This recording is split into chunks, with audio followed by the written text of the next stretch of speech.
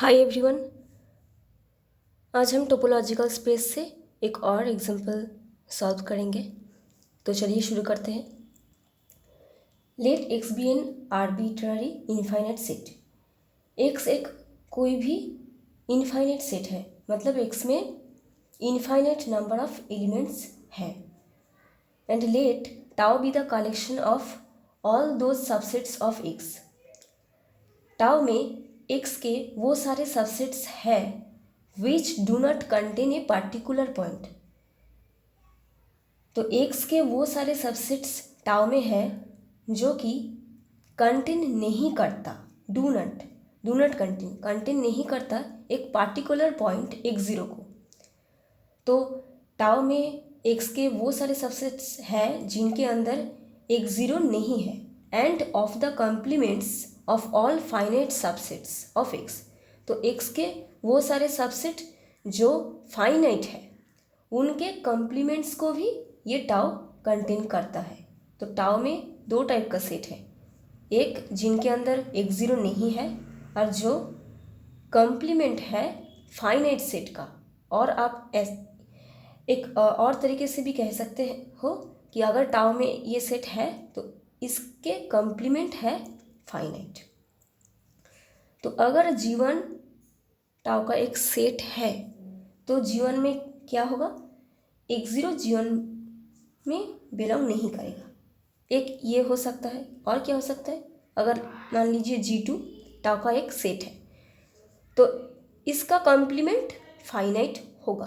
तो G2 का complement is finite. तो इस दो टाइप का सेट टाउ में बिलोंग कर सकता है। तो अब हमको दिखाना है कि x tau is a topological space, मतलब ये जो set the collection of subsets tau एक टोपोलॉजी क्रिएट करता है एक्स के लिए, ये हमको शो करना है। तो टोपोलॉजी दिखाने के लिए हमको वो 3 कंडीशंस पहले सेटिस्फाइड करवाना होगा। तो फर्स्ट कंडीशन में हमको क्या दिखाना पड़ेगा कि फाई और the main space X belongs to tau, मतलब टाउ का मेंबर है, ये हमको दिखाना है टू शो। अब देखिए फाई एक ऐसा सेट है जिसके अंदर कोई भी एलिमेंट नहीं है। तो कोई भी एलिमेंट नहीं है मतलब एक्स ज़ीरो भी नहीं होगा। तो since X zero doesn't belong to phi, तो according to this definition tau में कौन सा सेट आते हैं जिनके अंदर एक्स ज़ीरो नहीं जाता है और जिसका कॉम्प्लीमेंट फाइनाइट है। अब देखिए फाई के अंदर एक्स ज़ीरो नहीं है, इसका मतलब फाई एक ऐसा सेट है जिनके अंदर एक्स ज़ीरो नहीं है। तो ये फाई सेट टाउ में बिलोंग करेगा बाय दिस डेफिनेशन। अब देखिए फाई एक, तो ये प्रूफ होगी फाई टाउ में बिलोंग कर रहा है, ये प्रूफ होगी। अब हमको दिखाना है एक्स बिलोंग्स टू टाउ। तो अब देखिए फाई एक कैसा सेट है, फाई एक फाइनाइट सेट है। ऑब्वियसली फाई में कोई भी एलिमेंट नहीं है, तो ऑब्वियसली ये एक फाइनाइट सेट है। So phi is a finite set. तो अगर मैं फाई का कॉम्प्लीमेंट करूँ तो क्या आएगा, phi is a finite set, तो फाई का कॉम्प्लीमेंट इज़ एक्स। तो एक्स क्या हुआ, एक्स एक फाइनाइट सेट का कॉम्प्लीमेंट, क्योंकि देखिए फाई इज़ फाइनाइट और फाइनाइट ये फाई सेट का फाई का कॉम्प्लीमेंट इज एक्स। तो एक्स क्या हुआ, X is a complement, X is complement of finite, complement of phi. That means X is complement of a finite set. तो आप देखिए टाउ में क्या है, कॉम्प्लीमेंट ऑफ फाइनाइट सबसेट। तो और एक्स क्या है, एक्स एक फाइनाइट सेट का ही कॉम्प्लीमेंट है, मतलब एक्स टाउ में बिलोंग करेगा। तो एक्स टाउ में बिलोंग कर रहा है, ये भी प्रूफ होगी। फर्स्ट कंडीशन प्रूफ होगी टोपोलॉजी होने का। अब सेकेंड कंडीशन में हमको क्या दिखाना होगा कि मान लीजिए G1 और G2 कोई भी दो एलिमेंट है टाउ का, मतलब टाउ का मेंबर है।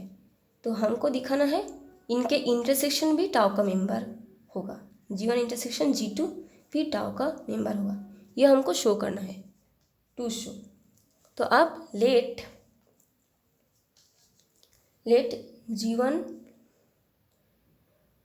G1 belongs to tau and G2 belongs to tau. तो हमने ऐसा माना है कि G1 टाउ का मेंबर है और G2 भी टाउ का मेंबर है। तो अगर ये टाउ का मेंबर है तो ये इस प्रॉपर्टी को फॉलो करेगा। तो क्या हो सकता है, यहाँ बहुत सारे केसेस अराइज हो सकता है। तो फर्स्ट केस क्या है, एक तो ऐसा हो सकता है कि X0 G1 में नहीं है और साथ में ये G2 क्या हो सकता है, ये G2 का कॉम्प्लीमेंट फाइनाइट हो सकता है, क्योंकि टाउ का डेफिनेशन में ही कहा गया है अगर टाउ में कोई भी एक एलिमेंट है तो उसमें X0 नहीं जाएगा, ये भी हो सकता है, और उसके कॉम्प्लीमेंट फाइनाइट होगा, ये भी हो सकता है।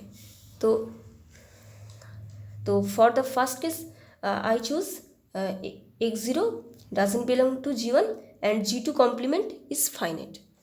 सेकेंड केस के लिए हम क्या चूज कर सकते हैं कि X0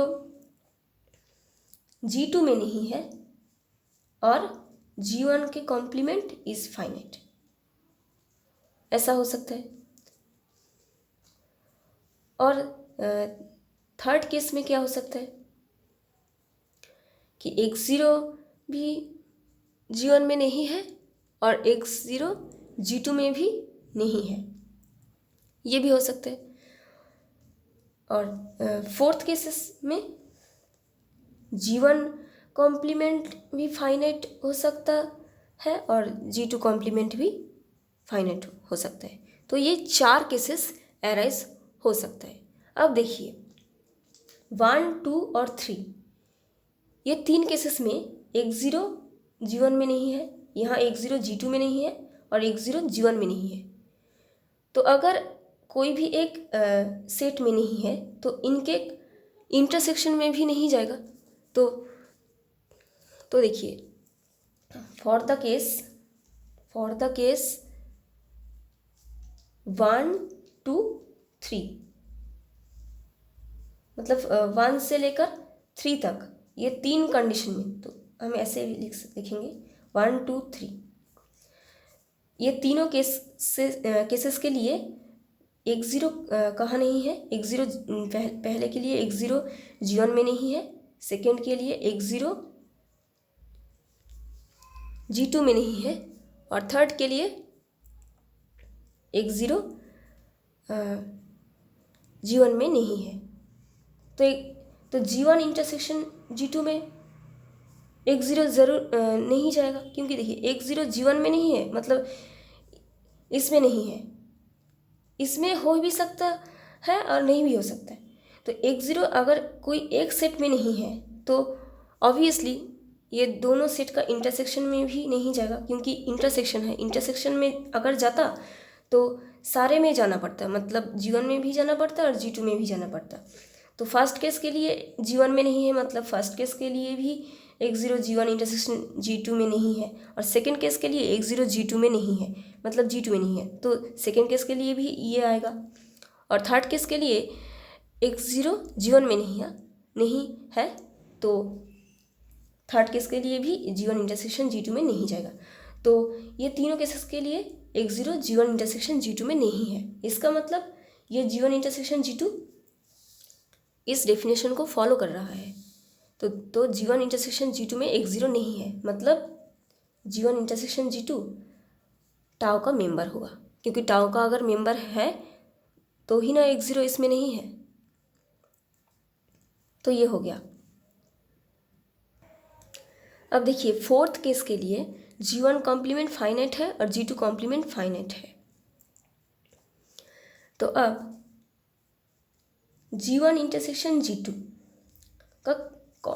का कॉम्प्लीमेंट हम लेंगे।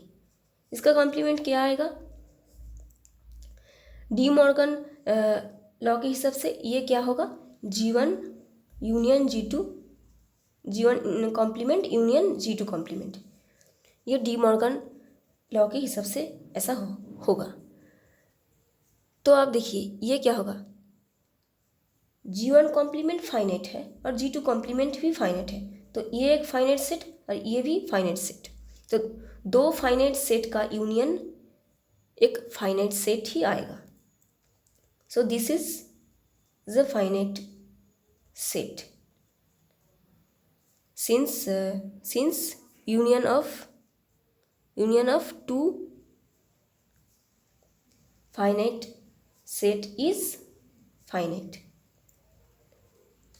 ये भी फाइनाइट है और ये भी फाइनाइट है, तो इन दोनों का यूनियन भी फाइनाइट होगा। तो ये फाइनाइट है मतलब ये भी फाइनाइट है, मतलब G1 इंटरसेक्शन G2 का complement is finite, G1 intersection G2 complement is finite. तो ये एक ऐसा सेट है जिसका कॉम्प्लीमेंट फाइनाइट है, मतलब ये टाउ में बिलोंग करेगा। तो इसका कॉम्प्लीमेंट फाइनाइट है तो इसके ऊपर भी कॉम्प्लीमेंट हम लगा सकते हैं, मतलब ये अगर एक ऐसा सेट है जिसका कॉम्प्लीमेंट फाइनाइट है तो टाउ के डेफिनेशन के हिसाब से क्या होगा, G1 इंटरसेक्शन G2 टाउ में बिलोंग करेगा, क्योंकि देखिए फाइनाइट सेट का कॉम्प्लीमेंट टाउ में बिलोंग कर रहा है। तो ये एक ऐसा सेट है जिसका कॉम्प्लीमेंट फाइनाइट हो रहा है, मतलब ये set G1 intersection G2 tau में बिलोंग करेगा। तो ये प्रूफ हो गया G1 intersection G2 belongs to tau. दोनों केस के लिए G1 इंटरसेक्शन G2 टाउ में बिलोंग कर रहा है। तो सेकेंड कंडीशन हमको ये दिखाना था, ये प्रूफ हो गई। अब थर्ड कंडीशन में हम बहुत सारे पॉइंट्स लेंगे। Let G lambda belongs to tau for all lambda belongs to index. इसका मतलब G lambda 1, G lambda 2, G lambda 3 ऐसे बहुत सारे सेट टाउ में बिलोंग करता है, मतलब लैम्डा के हर एक मान के लिए देखिए यहाँ इंडेक्स, मतलब इंडेक्स एक आर्बिट्ररी सेट है, मतलब ये कोई भी एक इनफाइनाइट सेट है। तो इस इनफाइनाइट सेट में जितने भी एलिमेंट्स हैं वो सारे लैम्डा है, मतलब वो सारे एलिमेंट के मान के लिए, वो सारे एलिमेंट के लिए जितने भी जी लैम्डा हम चूज़ कर सकते हैं, जितने भी जी लैम्डा हम चूज़ कर सकते हैं वो सारे सेट्स टाउ में बिलोंग कर रहा है, ऐसा हमने लिए हैं। ठीक है, अब हमको क्या दिखाना है, टू शो, अब हमको दिखाना है ये सारे जी लैम्डा सेट का यूनियन, मतलब arbitrary union of this G lambdas is belongs to tau, मतलब यूनियन ऑफ दिस दिखाना है, G lambda 1 union G lambda 2 union dot, ये सारे सेट का यूनियन भी टाउ में बिलोंग करेगा, ये हमको शो करना है। मतलब अगर मैं इस टाइप में लिखूँ तो ये आएगा union G lambda such that lambda belongs to index, ये सेट टाउ में बिलोंग करेगा, ये हमको दिखाना है। तो अब देखिए हमने क्या चूज़ किए हैं, जी लैम्डा बिलोंग्स टू टाउ। तो हर एक लैम्डा के वैल्यू के लिए अगर जी लैम्डा टाउ का एलिमेंट है तो ये जी लैम्डा वो टाउ का डेफिनेशन को फॉलो करेगा। मतलब दो केसेस अराइज हो सकता है, एक क्या होगा एक ज़ीरो इस जी लैम्डा में नहीं जाएगा और जी लैम्डा का कॉम्प्लीमेंट फाइनाइट होगा। तो फॉर द फर्स्ट केस क्या होगा, एक zero doesn't belong to G lambda for any और every lambda belongs to index. और सेकेंड केस के लिए क्या हो सकता है कि G lambda complement is finite for all lambda. ये दो केसेस अराइज हो सकते हैं। तो अब हम फर्स्ट केस के लिए देखेंगे। अब देखिए, ये यूनियन को हम एक नाम देंगे, let G is equal to union of G lambda such that lambda belongs to index. तो अब x0 G लैम्डा में नहीं है for every lambda belongs to index, मतलब x0 कोई भी G लैम्डा में नहीं है। तो कोई भी G लैम्डा में नहीं है मतलब सारे G लैम्डा का यूनियन में भी नहीं जाएगा, है ना, क्योंकि अगर यूनियन में x0 रहता तो कोई ना कोई एक G लैम्डा में ज़रूर एग्जिस्ट करना होता x0 को। तो देखिए, यहाँ x0 कोई भी G लैम्डा में नहीं है फॉर एवरी। x0 कोई भी G लैम्डा में नहीं है मतलब x0 ये सारे G लैम्डा का यूनियन में भी नहीं जाएगा। तो क्या होगा, फर्स्ट केस के लिए x0 doesn't belong to G, मतलब डजंट बिलोंग टू यूनियन, मतलब x0 doesn't belong to union of G lambda belongs to index. तो x0 अगर इस यूनियन में नहीं है तो ये सेट वो टाउ का डेफिनेशन फॉलो कर रहा है, मतलब इसमें x0 नहीं है। तो ये एक ऐसा सेट है जिसमें x0 नहीं है, तो ये यूनियन टाउ में बिलोंग करेगा, मतलब टाउ का एक मेंबर होगा। देखिए, फर्स्ट केस के लिए ये प्रूफ हो गया। अब सेकेंड केस के लिए हमको प्रूफ करना है कि ये यूनियन टाउ में बिलोंग कर रहा है। देखिए, अब हम क्या लेंगे, ये यूनियन का कॉम्प्लीमेंट करेंगे, पूरा यूनियन का complement, union of G lambda such that lambda belongs to index. अगर इसके ऊपर हम कॉम्प्लीमेंट अप्लाई करें तो क्या आएगा, कॉम्प्लीमेंट, पूरा कॉम्प्लीमेंट लगाने से डी मॉर्गन लॉ के हिसाब से क्या होगा, ये अंदर का यूनियन इंटरसेक्शन हो जाएगा और होल कॉम्प्लीमेंट इंडिविजुअल कॉम्प्लीमेंट में बदल जाएगा। मतलब ये ऐसा होगा, intersection of G lambda complement such that lambda belongs to index. इसका मतलब क्या आप समझ पा रहे हैं, मतलब G lambda union G lambda ऐसे ऐसे ऐसे ऐसे करके पूरा कॉम्प्लीमेंट, इसका मतलब। और इससे ये कन्वर्ट होगी डी मॉर्गन लॉ के हिसाब से। इसका मतलब G lambda 1 complement union sorry intersection G lambda कुछ इस टाइप का दिखने में, ठीक है। तो इससे ये आया, तो ये intersection of this G lambda complement. अब देखिए, ये G लैम्डा कॉम्प्लीमेंट क्या है, देखिए G lambda complement is finite for all lambda belongs to index. ऐसा हमने पहले से ही चूज़ किया है कि हर एक G lambda complement finite set है। तो अब ये क्या है, intersection of finite G lambda complement. तो इंटरसेक्शन ऑफ फाइनाइट सेट्स क्या होगा, फाइनाइट होगा। तो यहाँ हर एक G लैम्डा कॉम्प्लीमेंट फाइनाइट है ना, हर एक G लैम्डा कॉम्प्लीमेंट फाइनाइट है। तो intersection of finite set is finite होगा। तो ये क्या होगा, this is finite since intersection of finite set is finite. तो दिस इंटरसेक्शन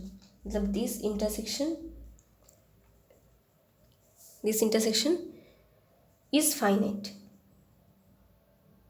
तो ये एक फाइनाइट सेट है। तो ये अगर एक फाइनाइट सेट है तो इसका कॉम्प्लीमेंट कहाँ बिलोंग करेगा, टाउ में बिलोंग करेगा। तो ये सेट फाइनाइट है, तो इसका मतलब ये पूरा सेट का कॉम्प्लीमेंट टाउ में बिलोंग करेगा। मतलब ये सेट का कॉम्प्लीमेंट अगर क्या होगा, इसका कॉम्प्लीमेंट होगा फिर से फिर से वो आ रहा है, मतलब यहाँ डी मॉर्गन लॉ अप्लाई करके पूरा ये आ रहा है G lambda belongs to index complement, मतलब फिर से ये आया। अब देखिए इतना ये इसका मतलब है ये, अब इसके ऊपर कॉम्प्लीमेंट, मतलब ये होल फिर से कॉम्प्लीमेंट, मतलब ये कॉम्प्लीमेंट का कॉम्प्लीमेंट, तो ये पूरा कॉम्प्लीमेंट हट जाएगा, है ना। देखिए इस टर्म का मतलब है इतना तक, ठीक है। डी मॉर्गन लॉ के हिसाब से ये इंटरसेक्शन यूनियन में हो जाएगा और ये इंडिविजुअल कॉम्प्लीमेंट होल कॉम्प्लीमेंट हो गया।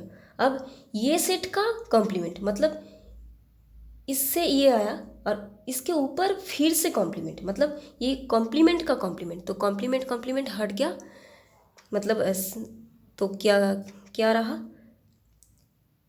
ये फिर से ये आ गया। तो ये कहाँ बिलोंग कर रहा है, ये क्या है, ये इसका कॉम्प्लीमेंट है, मतलब ये फाइनाइट सेट का कॉम्प्लीमेंट है, मतलब ये टाउ में बिलोंग करेगा। तो देखिए यही तो हमको दिखाना था कि arbitrary number of G lambda का यूनियन टाउ में बिलोंग कर रहा है। तो थर्ड कंडीशन भी प्रूफ हो गया, arbitrary number of union belongs to tau. So third condition proof होगी। So X tau is a topology for X. तो ये क्वेश्चन सॉल्व हो गई। तो मिलते हैं अगले वीडियो में, बाय।